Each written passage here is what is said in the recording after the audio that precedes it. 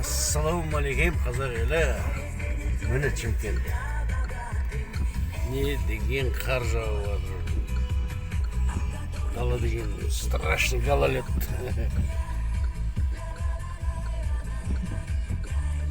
Ночной Шымкентте жүрміз енді аралап.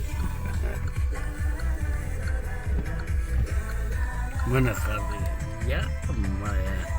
Бұндай қыс қанша жыл болып көрмеген. Бала-шағамды алып шығып бәрі көрсетіп қардың. Гололедтің не екенін. Гололед дегенді білмейді ғой олар. Бұны гололед деген осындай болады. Не деген керемет болады. Кайф болдым. Сау болыңдар қазақ елі.